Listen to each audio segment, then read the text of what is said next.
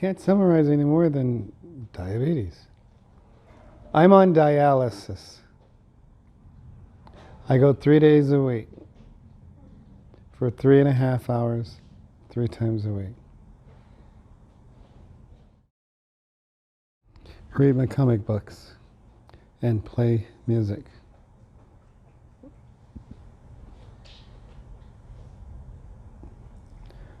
When I was a kid, I used to love to read my comic books. I had a whole collection of comic books. Back in those days, nobody had boxes, so we used to collect crates, milk crates.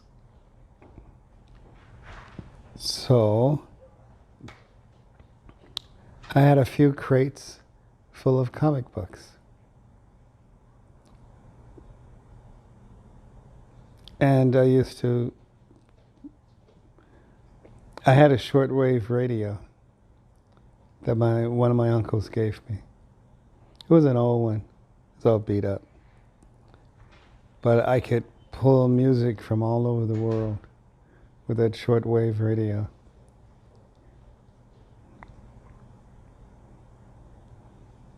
Mm-hmm. So I used to listen to music from all over the world.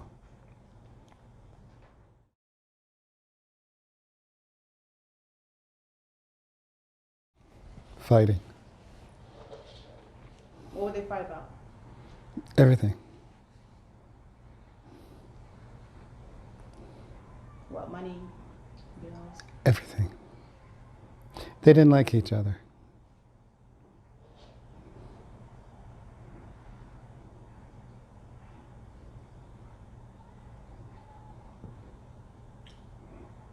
What about individually? What do you remember most about your dad? He's a drunk.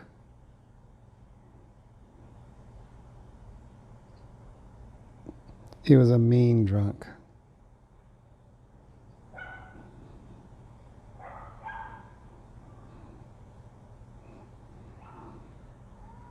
I remember meeting him in the hospital at one time. Yep. He was on his deathbed. Is that why you wanted us to meet him? My sisters, Ermagine and Bobby, kept insisting that I take you guys to go meet him.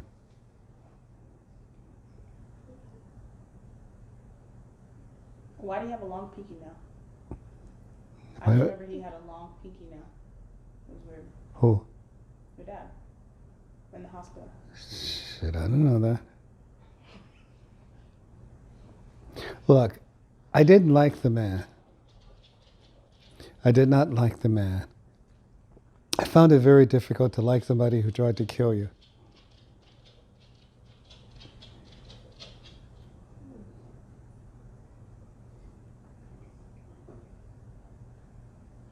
You gonna say more? I think that pretty much sums up my relationship with him. And what about your mom? What about the apple on my eye? So you love your mom? Oh yeah, You gotta say that, Dad. I loved my mom. My mom made sure that we ate well, not every day, but we ate kind of regular. She did what she had to do to make sure that we had some of the normal stuff.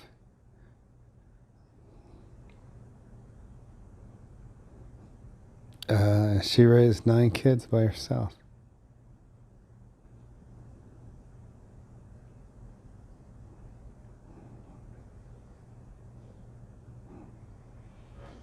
She was a very strong woman. She had to be. Because this was in the 60s. A lot of stuff was going on. You walk out the door, cops flying up and down the street, National Guard out packing rifles and missile launchers and stuff. The couple of stores in the neighborhood were burnt down. White front, White Front was the closest one to where we live.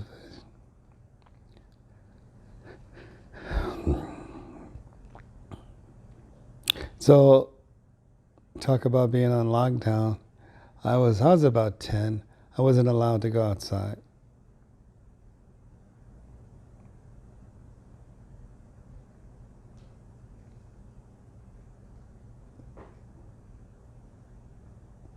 Because the National Guard, if they saw you, they'd order you to stop, and if you ran, they'd shoot you. Where'd you grow up? Right there on 116th and Compton Avenue. Watts. Right there in Watts.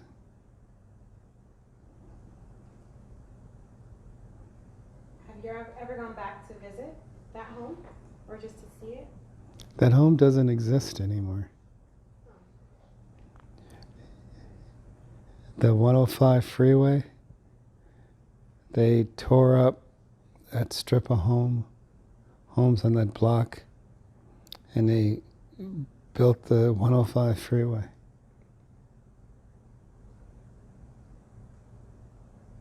Were you ever in a gang? For what? No, hell no. Number one, my mom would kick my ass. She was having enough hard time with my older brother. He discovered the joy of pills. So she'd get a phone call from the emergency room, and we'd have to go up there, and it was very stressful for her, because she was trying to do the best she could. And this idiot was out there getting high and fighting, and, that whole drug scene. Which brother was this? I only had one older brother, Willie. Oh, no. We called him Maine. Man. Yeah, this Maine. You might remember him because he had a brain tumor, and by the time they operated on this brain tumor, it left him disabled and blind. Mm-hmm. How did you meet Mom? And how did you know she was the one?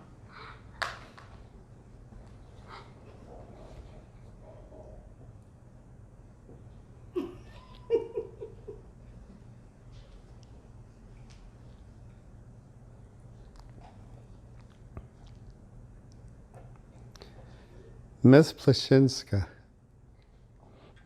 10th grade class.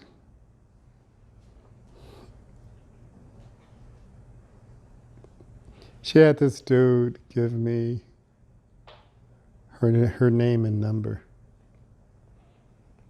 James, I think his name was. And I stuck it in my paper. I stuck it in my pocket for a couple of days. Then I was like, I thought it was James' number. And so I was like, she ain't calling him. A couple of days later, he wrote, Carol, 5679278. That was her number in the 10th grade. You remember? What?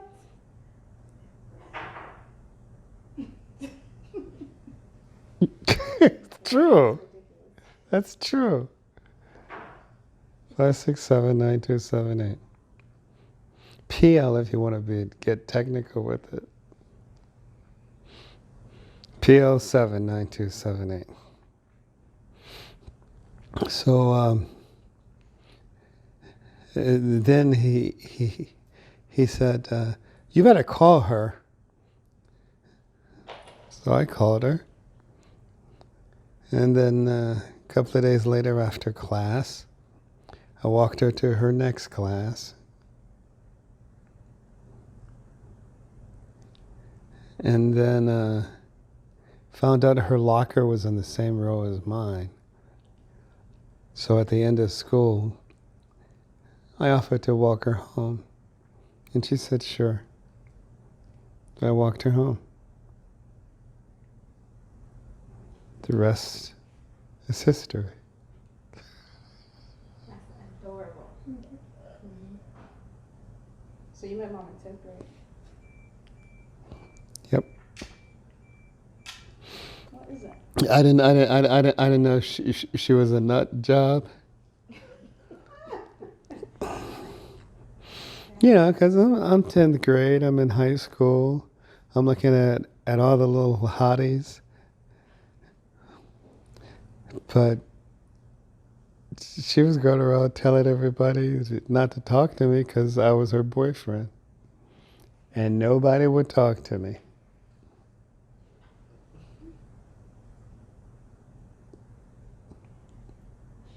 I especially remember this girl, she had huge titties. Crystal? Remember Crystal? She had huge titties. I mean, huge titties. I had never seen titties that big that wasn't on a cow.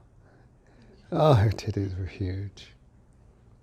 So I'm trying to talk to Crystal. Crystal's vibing me, I'm vibing her. And then one day Crystal says, I can't talk to you no more. I'm like, why not? Because you're Carol's boyfriend. I said, I'm not anybody's boyfriend. And after that, all I would get from Crystal was a hi. I just wanted to see what those titties look like. But what was your question? I'm sorry, saying, I got hung up your on mom. titties. Just saying. What? Just saying. I met Mom in 10th grade. I met Mom in 10th grade. Hold on. Let me stop talking. So second. Okay. What? Go ahead. Say what you said again. I met Mom in 10th grade. Dad, I need to edit it together because I asked you the question and you started talking and it was great, but I need you to just say. Oh, you want to take out the titty part, huh? No, in the beginning, just look at Mom and say, I met your mom in 10th grade. I met your mom in 10th grade. Been with her ever since.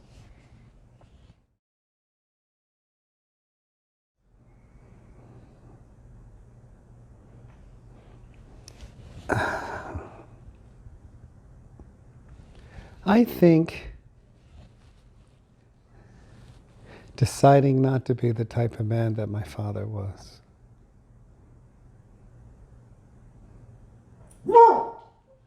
Dog.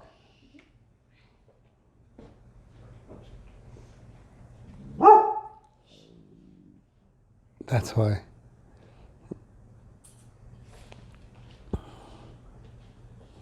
Because everybody around me was doing stuff that my father was doing. Everybody. Trying to go through as many females as you could. Getting high. Just living that gutter life. So everywhere I looked, that was what I saw.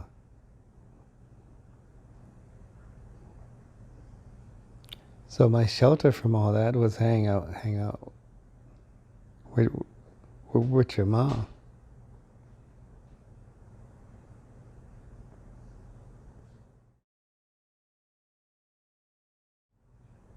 What 3 events most shaped your life?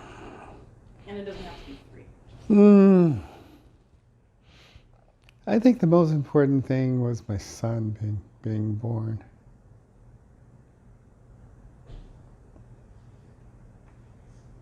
Something happened in me when Chris was born. Not that he's any more important than the rest of you girls, but for me, it kind of crystallized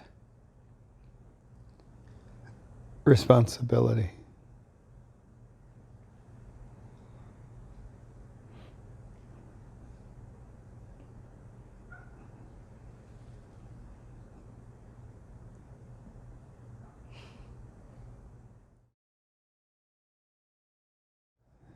Were you ever scared to be a parent? Oh, all the time. I didn't want to screw it up. I didn't know what I was doing. Sorry, repeat the question. I was scared as a parent all the time because I had no idea what I was doing. There was nobody I can go and ask. Because by the time you guys came up in age, my parents were gone. My grandparents were gone. So I was winging it. Me and Mom would put our heads together and say, how are we going to handle blah, blah, blah? And we'd come up with a way to handle it. Sometimes we were right, and sometimes we were wrong.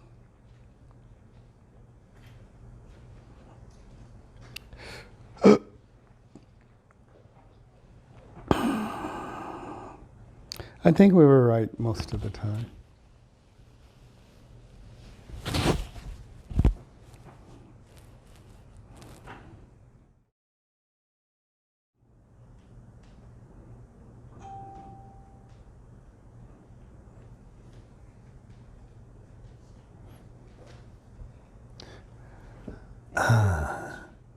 I think I've tried to be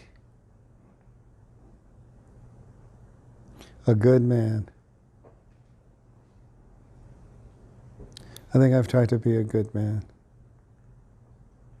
a good father.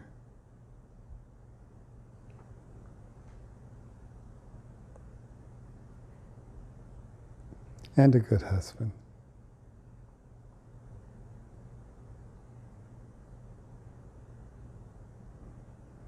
And Carol might have different opinions on a good husband, though.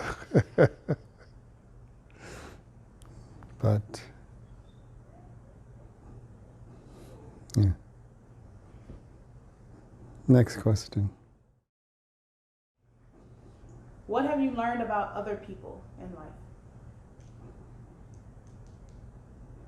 Well, you can't trust most of them because most of them are so self-centered.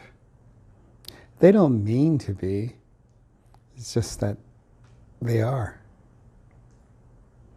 It's rare to find somebody who is not self-centered. Somebody who would give of themselves to you before they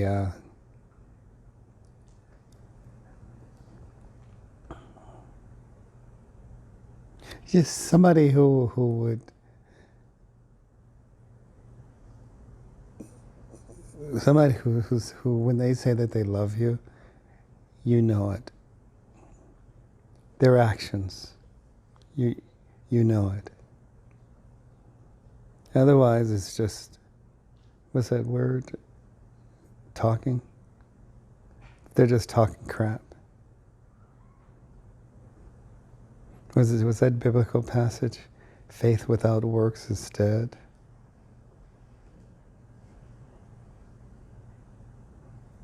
Yeah.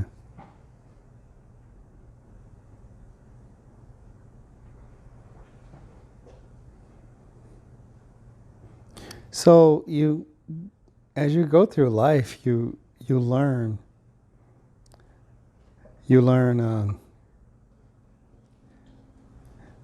through your mistakes.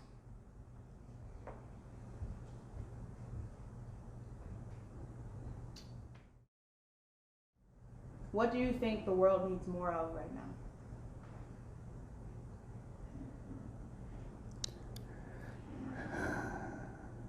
Repeat the question.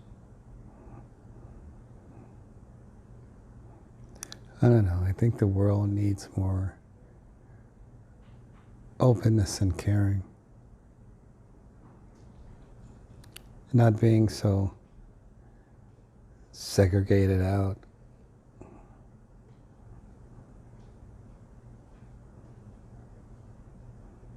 You all right?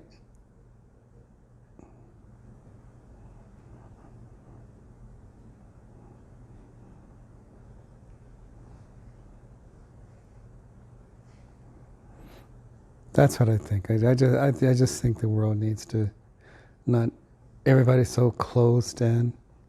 They don't want to give. They want the other person to give first.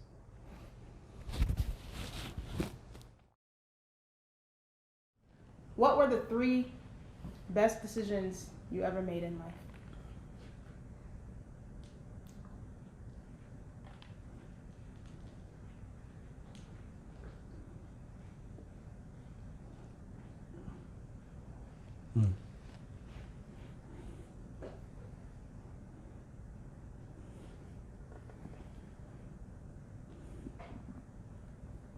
I think the first best decision I ever made was to listen to your mom when she said we need to get married. So we got married. That was the best decision that, well, it wasn't my decision, but it's like one of the best things that's ever happened to me. No matter how I look at it, it worked out in my favor.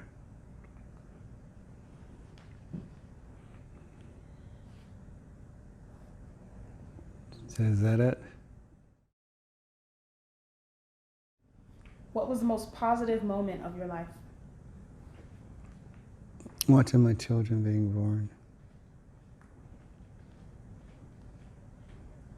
No matter what else was going on in my life, when my children came, it made me think. I knew what was important.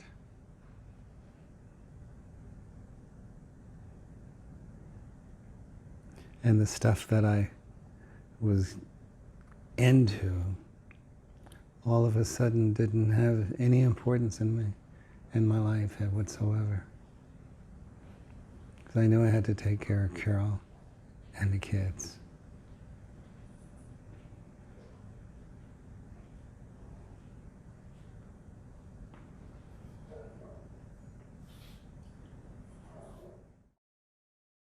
This is kind of in the same vein, but what are you most proud of in life? You guys. Repeat the question. The thing that I'm most proud of are the way my children turned out.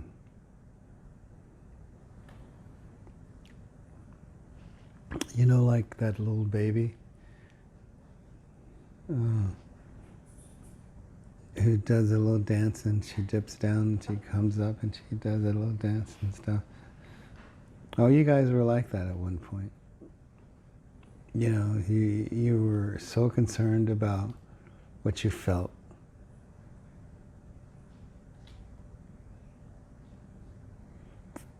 And then you guys started to pay attention to what was going on around you.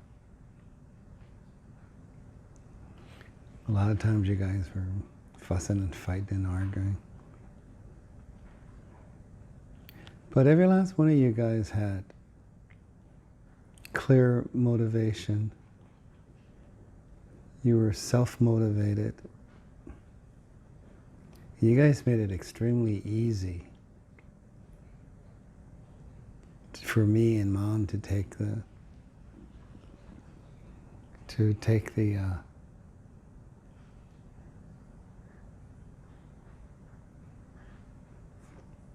you guys made it extremely easy for me and Mom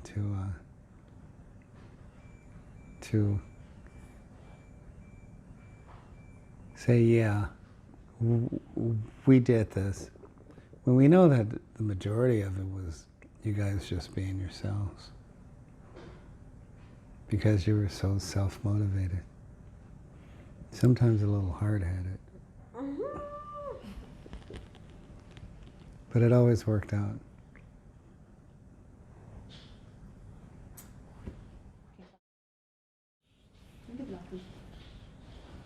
What are you least proud of in life?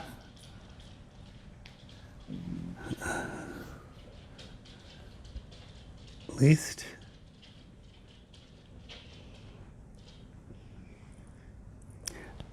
I let myself get easily distracted from stuff that should have been important.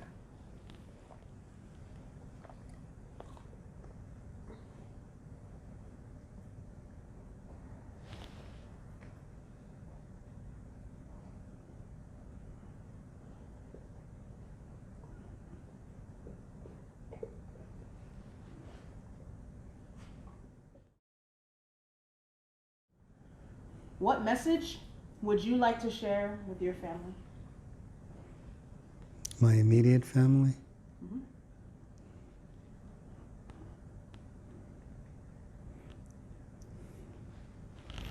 Just said, you guys, my immediate family, like I said, you guys make it so easy for us to gloat and say, yeah, look what we did, when we know that we were more guides in your lives than parents.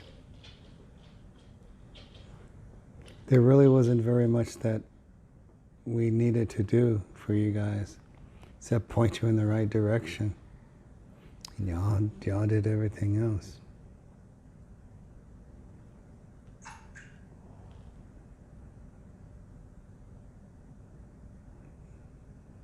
And Question. Oh. that's a blessing that your mom and I equally share.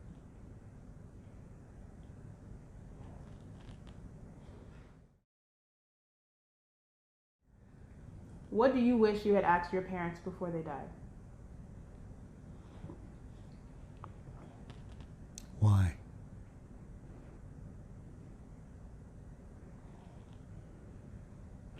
Well, why?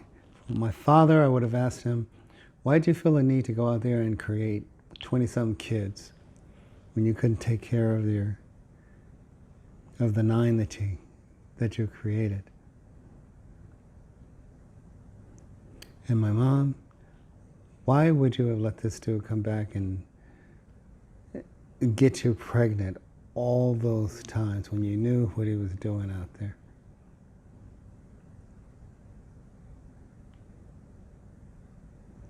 Because I remember women coming to the apartment trying to fight my mom.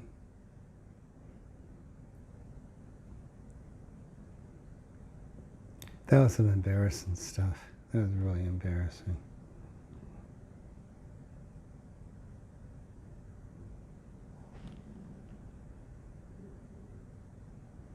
So my question would have been to them, why? If you don't like each other, which they didn't, just move on.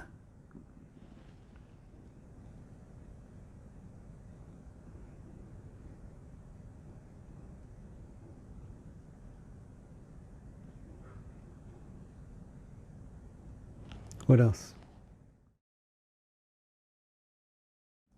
What's something I don't know about you?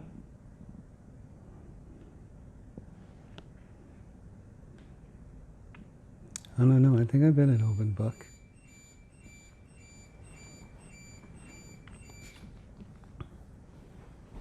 I think I've shared with you stuff that I wanted to share. I don't have any secrets. None.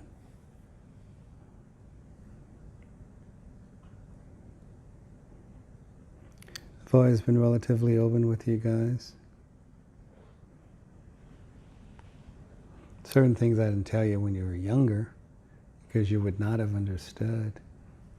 But as you got older, I felt no need to hide it from you. Yeah, because I didn't want to be perceived as a liar or anything like that. So when I felt you guys were ready, then I'd tell you what I felt I needed to tell you. And let y'all deal with it.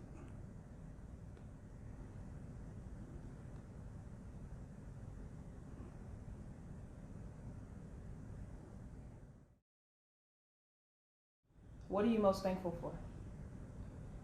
This woman sitting right there. Full sentence. I am most thankful for Carol, my wife. I can say that without any reservations whatsoever.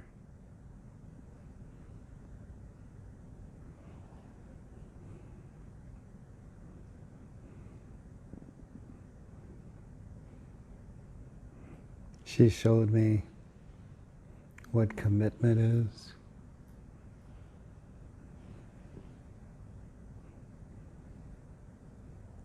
Even when she should have knifed me. She's still stuck by my side, helping me out.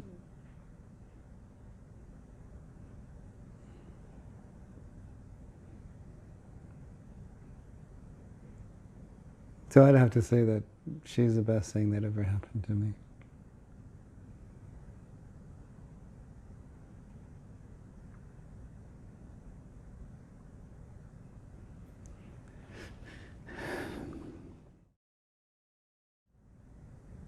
What did it feel like to have children?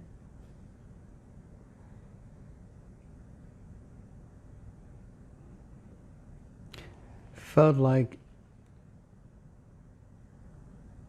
whereas you and your wife, it's like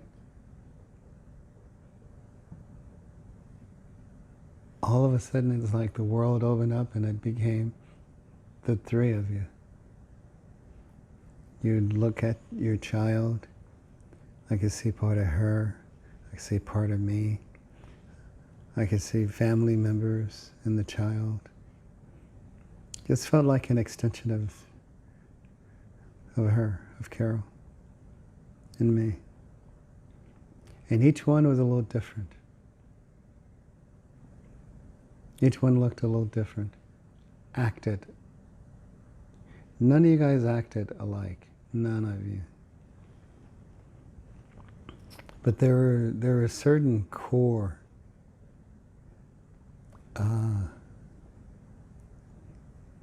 parts of each of you that were similar.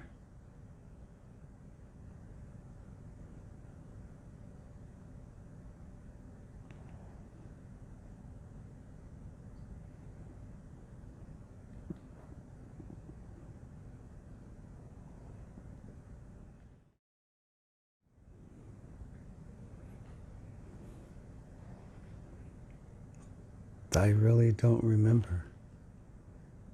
What? Full sentence. Yeah, we were always going places. Getting stuck on the grapevine in the middle of the winter. You gotta say like full sentence. Like as a kid, or like when I was younger, before kids.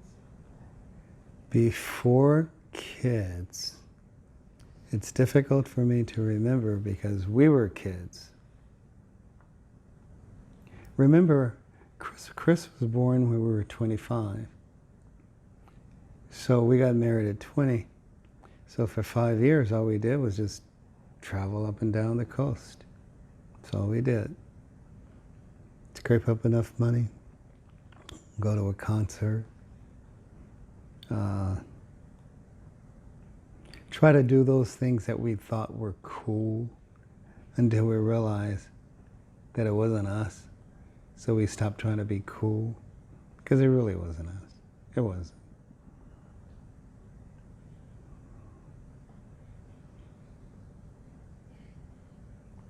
So I don't know.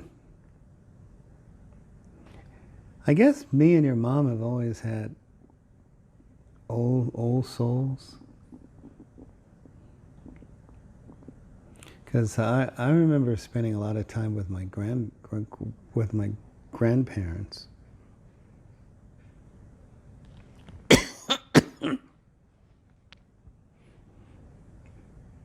So I know that had to have an influence on me.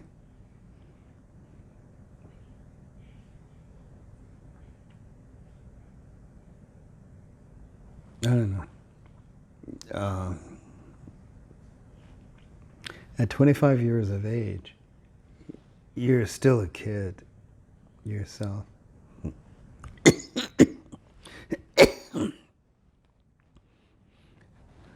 Now that I'm 60 something, I look back, look at 25-year-old kids, and I'm like, they're children. They don't know it. Because they have the responsibility or they have the ability to get out and do stuff, and nobody's going to question them, their ability to get out and do it, whatever it is. But that thought process is still juvenile, but they don't know it. There's that thing we read years ago that said that a kid's thought processes aren't really adult formulated. Their brains aren't developed to the 26. Yeah, until they're at least 26 years old. And at first, because we were in our 20s, we were like, that's bullshit.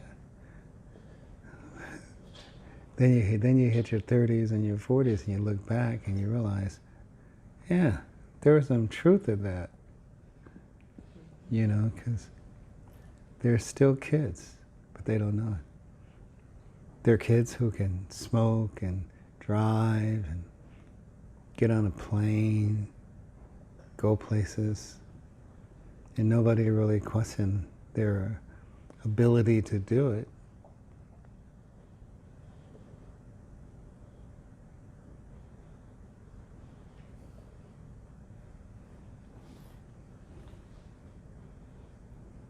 That's all my questions, Dad. Mom, do you want to ask him anything?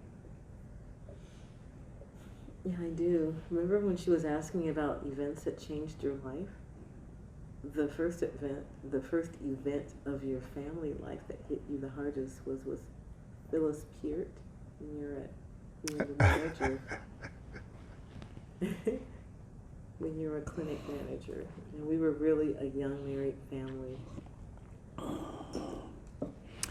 Chris had just been born. We were 25 years old.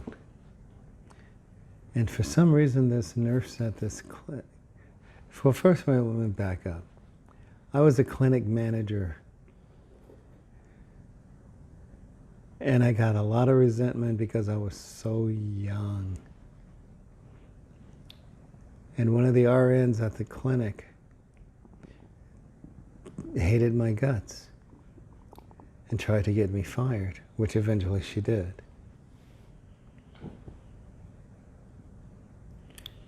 And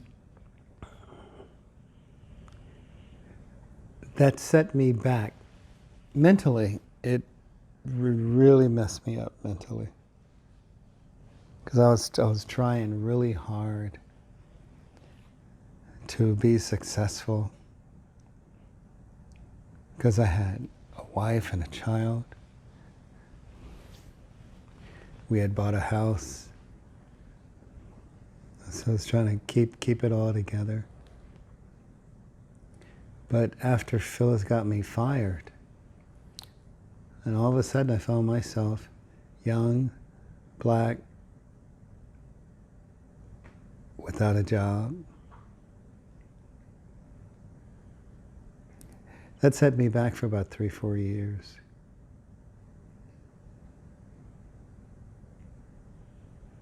And it wasn't until the 90s, 2000, I happened to go to the mall to go do something, the Carson Mall. And this old woman, came up to me and says, "John Bacon." And I was like, "Yeah." She said, "You may not remember me, but my name is Phyllis Peart. And I just want to apologize to you, because what I did to you was wrong and I shouldn't have done it." Meaning getting me fired.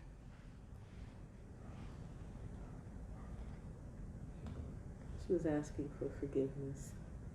Yeah.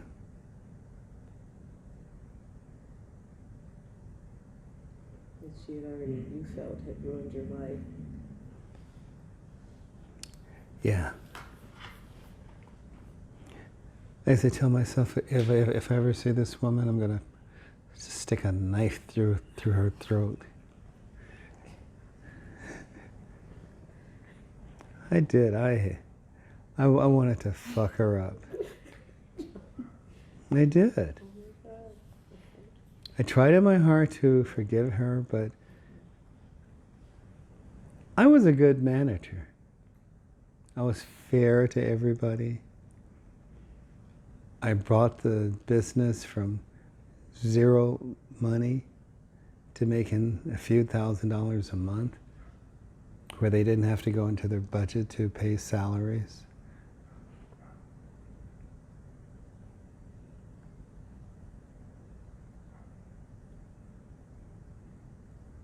Did you ever forgive her? Like for real? Well, you know, it's like people will do stuff to you that to you doesn't make any sense. Her doing that never made sense to me.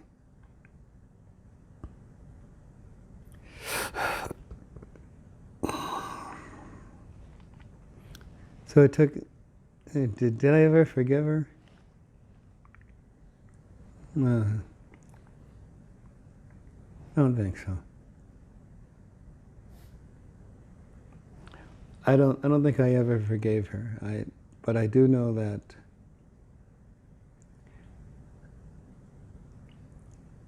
I was in my 50s when I met her again. Mm-hmm. And she was so sorry for what she did to me. Because she kept saying, if you could ever forgive me.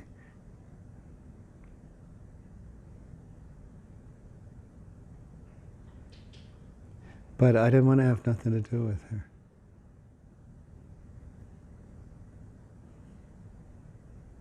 Because by that time, I'd gotten on at UCLA. Remember that job I got as a medical biller in Westwood? Mm-hmm. And they told me, don't tell anybody how much money you're making. Oh, yeah. And I told that girl how much money I was making. She immediately went to the boss and said, I've been here this long, he's been here for that short a time. I demand a raise. They were like, how you know how much money he's making? He told me. The next day I went to work, they called me in the office. Sorry, John, gotta let you go. That taught me a lesson. Don't trust these idiots on your job. It's like rats in a, what do you call that? Rats in a pail. Everybody's struggling trying to get up. Just because the rat looks like you, that don't mean that they're not out to do you harm. That took me a little bit of learning. Because I always thought that black people would always want to help each other. It's not true at all. At all.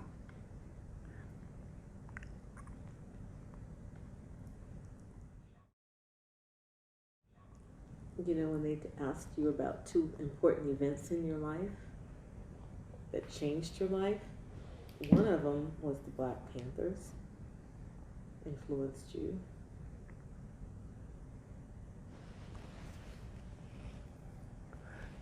Yeah. I used to go to the Black Panther headquarters, which was around the corner from the house, right across the street from the projects. I used to go around there for breakfast and lunch, for tutoring. The Black Panthers that they talked about on television and about how armed and dangerous they were, it's not the Black Panthers I know. I used to go to the Black Panther headquarters and eat because a lot of times we didn't have food at home. But I knew that if I went to the Black Panther headquarters, yeah, sometimes they would play a movie or something. Remember those old projectors? Yeah. They would play a movie, feed us, talk to us, teach us stuff. That was the Black Panthers I knew. All that crap that the FBI was talking about, they were not the FBI. That was in my neighborhood, that solidified us, fed us. That was the first time I'd ever been around that many strong black men.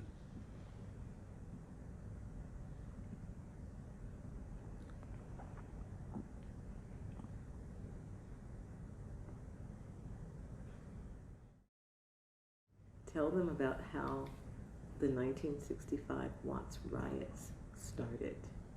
It's a big news event.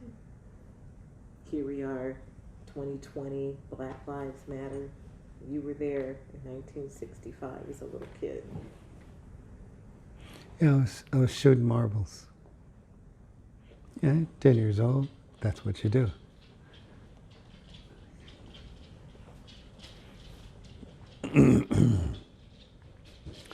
So I'm shooting marbles, me and the gang.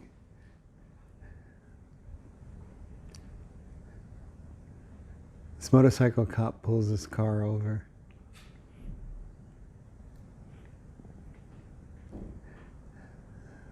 So we noticed that there's a pregnant woman in the front seat and an older woman in the back seat.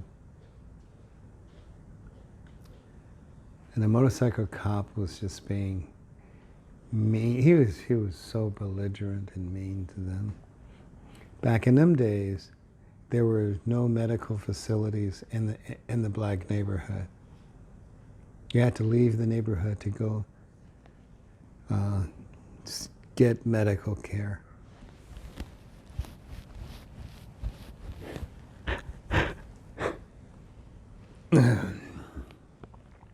So he started manhandling the pregnant woman, and the dude, you know, I don't know if that was his wife or his girlfriend, he started getting upset. The motorcycle cop called for backup. There was a bunch of teenagers across the street, they were watching.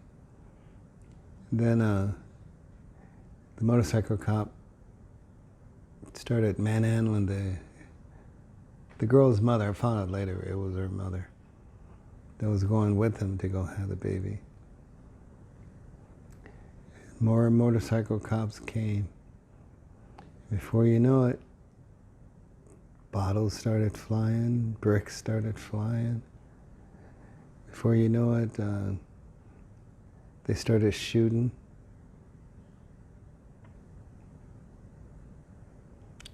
And then all hell broke loose. And while I'm sitting there watching all this unfold, my mother ran out and grabbed me by the back of my shirt and dragged me in the house. And I didn't know what was going on, but we turned on the news and they were talking about a Watts riot. I was like, oh, that thing going on out there now? With the cops fighting the teenage boys across the street. This is the first time I'd ever seen anybody stand up to the cops. Because you were used to the cops just doing what they wanted to do. You had zero recourse.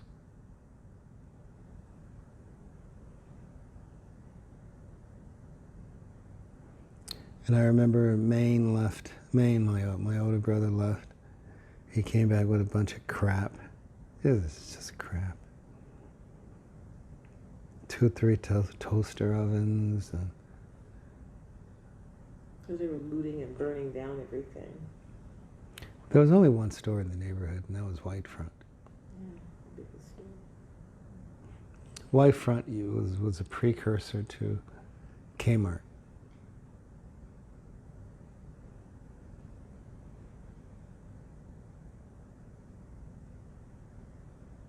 Yeah. After that, a couple of days later, National Guards were called. They were marching up and down Avalon and Imperial.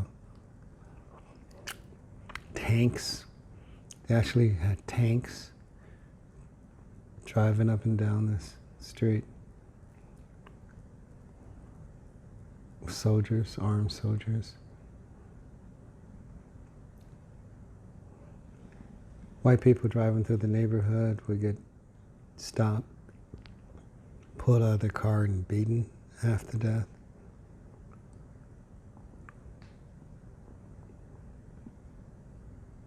I remember this white dude got pulled out of his car and got savagely beaten. 'Cause I saw him sitting on the stairway to the apartment building. And I looked at him, there was blood everywhere, and his eyeball was hanging out.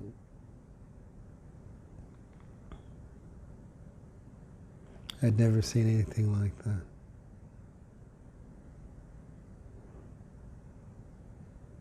That was pretty terrible.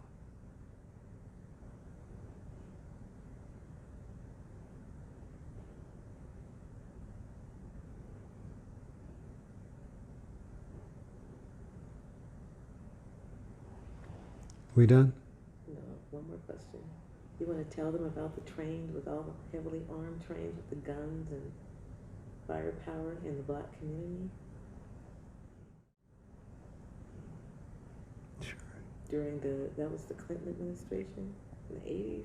That was during the, Sandinistas? what's called the Cointelpro. Okay. Again, that was the FBI. In order for them to destroy the black neighborhoods, because again, this is It was called the what? Cointelpro. So what they did was there was a lot of abandoned railroad tracks through the black neighborhood. So they would pull some cars and just leave them unlocked, full of military weapons. M16s,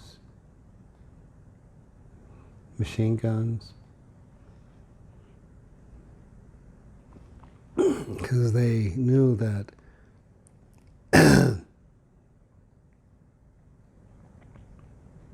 oh yeah, then they said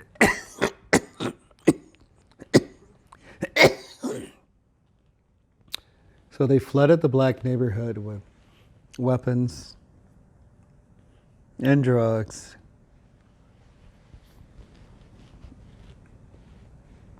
And this was just before the crack epidemic.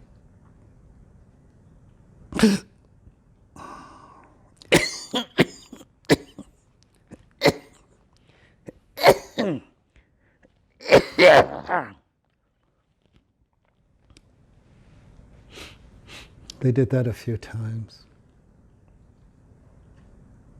You want people to kill themselves, give them drugs and weapons. They'll take care of themselves.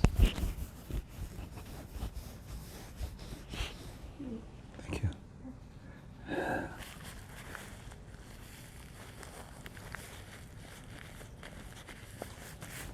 But that wasn't unusual.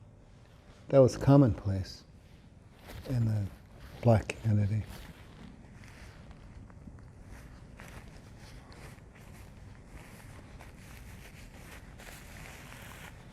They did the same thing with the schools, with the education system. If you were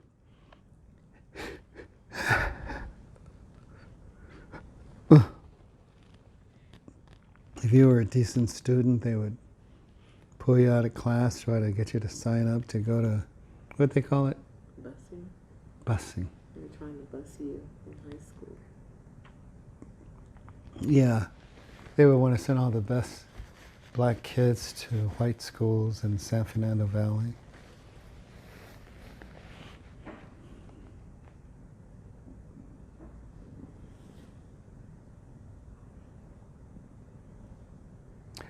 That way they could say that there aren't any smart kids in the black schools.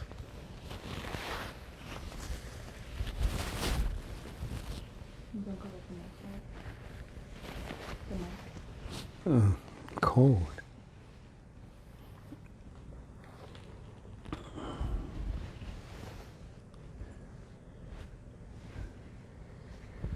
Anyway, there are a lot of changes that we both saw, witnessed, experienced.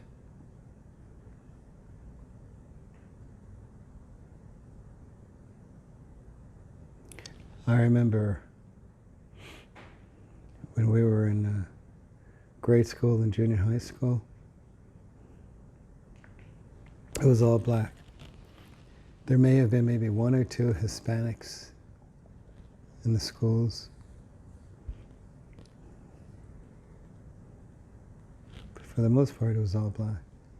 But all the teachers and administrators at the schools were white. I was lucky to have a black fifth grader, a black male, and a black sixth grader, Mrs. Scott. They didn't play. They did not play.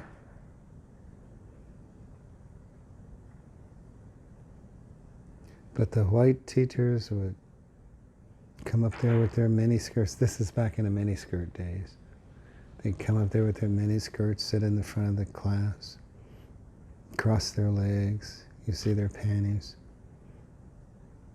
You know, what are you, like 12, 13, 14-year-old boys? Of course you're going to sit in the front of the class and look.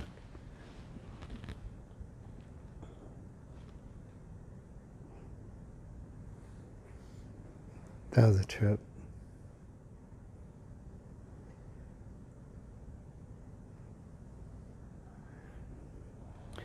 But you kind of understand later that none of this was just happenstance. This was all staged. It was all planned out. You know.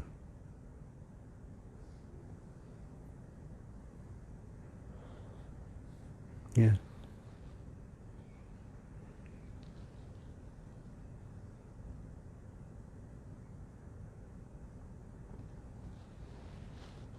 Which kid is your favorite? I'm just kidding. I'm just kidding. Wow. How did you propose to Mom? Real quick.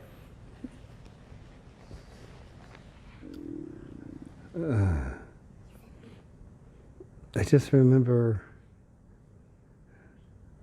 us going someplace to look at rings.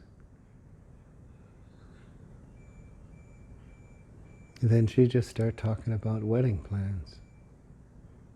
I was like, okay. That's what I remember. And then I had to talk to her daddy. That was very uncomfortable. Her mother didn't like me. I don't think your mother's ever liked me. But your daddy and I got along very well. Wait, what? Yeah, Grandma.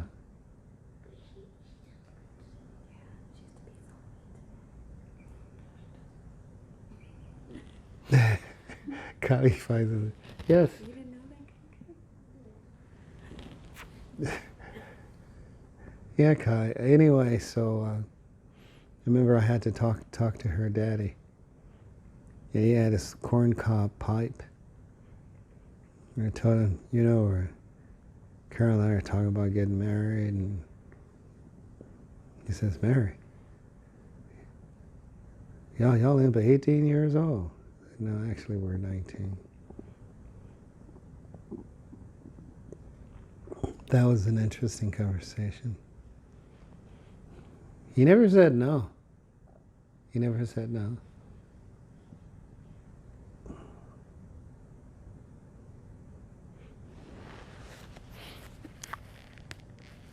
But I guess he told your mother.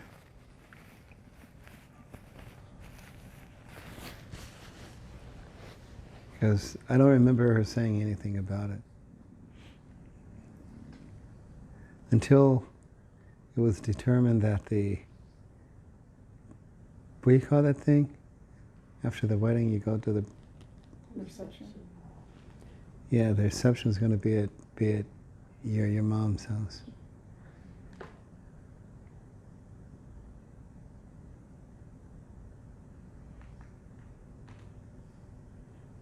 It was kind of a mutual thing.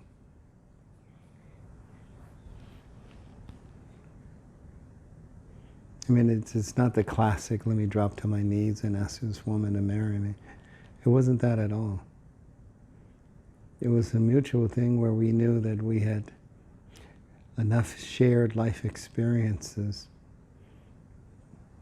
I wasn't going anywhere. She wasn't going anywhere. So we were like, let's just get on with this.